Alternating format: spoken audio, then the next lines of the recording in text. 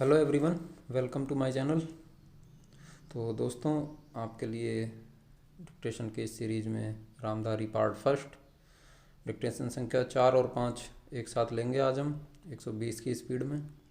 और ये specially EPFO के लिए है, 120 की स्पीड रहेगी। तो सभी रेडी हो जाएं, आपकी डिक्टेशन शुरू होगी 5 सेकंड बाद।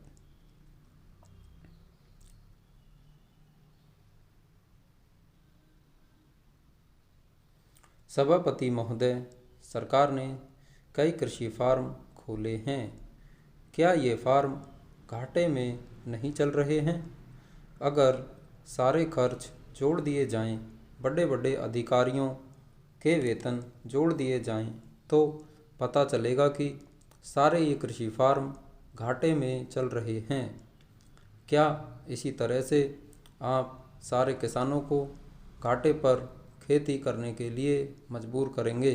पैरा, जिस क्षेत्र से मैं आता हूँ वहाँ एक पुल बना है। मैंने 10 वर्ष तक अपनी विधानसभा में इस पुल के लिए कोशिश की है। जिस दिन से मैं यहाँ आया हूँ बराबर उसकी चर्चा करता आ रहा हूँ, बराबर कोशिश कर रहा हूँ। मैं कहता हूँ कि गंगा पर वह पुल बने। उस पुल को बनाने का आश्वासन भी मिला था। एक प्रश्न के लिखित उत्तर में यह जवाब दिया गया था। यह कहा गया था कि इसको हाथ में लिया जाएगा। अब मालूम हुआ है कि उस योजना को उठाकर ताक पर रख दिया गया है और यह पुल नहीं बनेगा। इन लोगों ने क्या कसूर किया है, यह मैं आपसे जानना चाहता हूँ।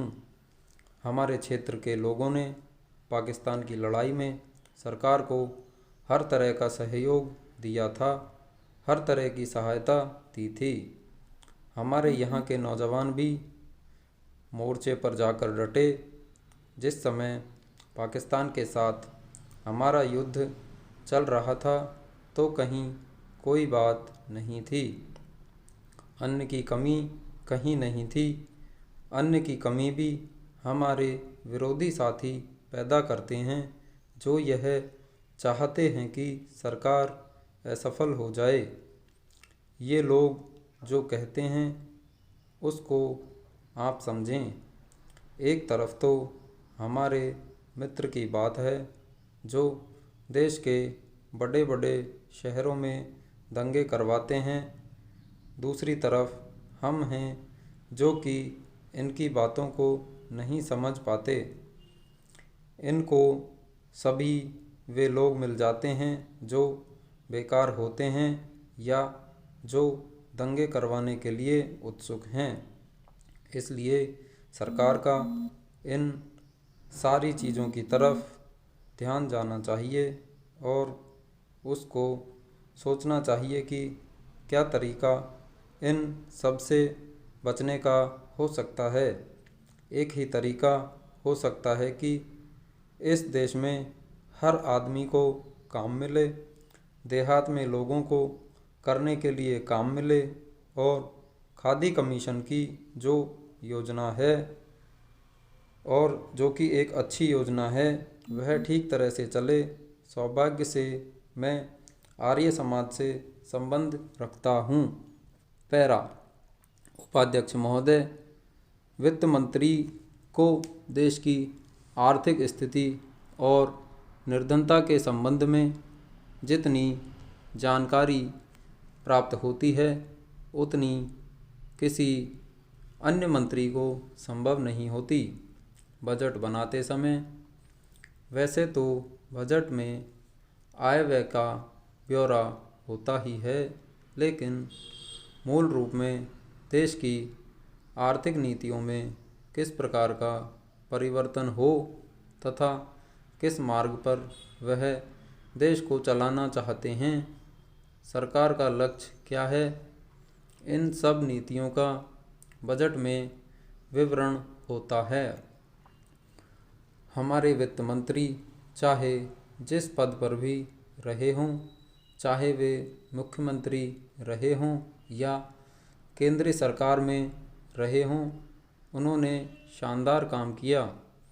जिस समय उन्होंने बजट प्रस्तुत किया उस समय देश को और विशेष रूप से गरीबों को उनसे बहुत सी आशाएं थी।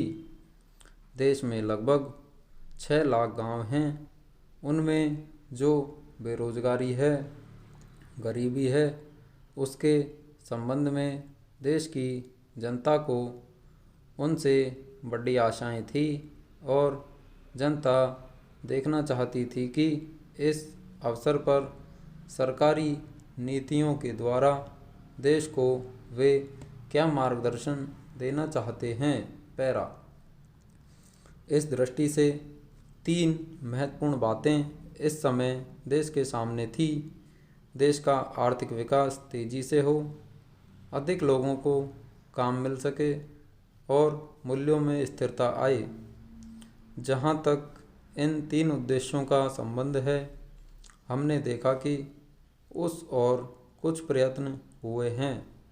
विशेष रूप से गरीबी हटाओ के संबंध में इस देश में जो चर्चा चल रही है, इस बजट में कुछ सीमा तक उसका उल्लेख मिलता है, क्योंकि जितने भी प्रत्यक्ष कर लगे हैं वे ज़्यादातर धनी लोगों पर और विशेष रूप से शहर के लोगों पर लगाए गए हैं।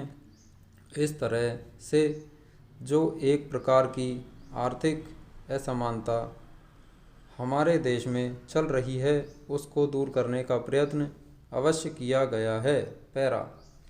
लगभग 5 दशक पूर्व जब हमारा देश स्वतंत्र हुआ था, उस समय देश में जितने सरकारी कर्मचारी थे वे ऐसा समझ बैठे थे कि अब तक देश में जिस तरह से अंग्रेज़ों का प्रशासन चल रहा था उस तरह से काम नहीं चलेगा, क्योंकि कांग्रेस के जो नए लोग आए थे, जो मंत्री बने थे, वे लोग धन के मामले में त्यागी आदमी हैं।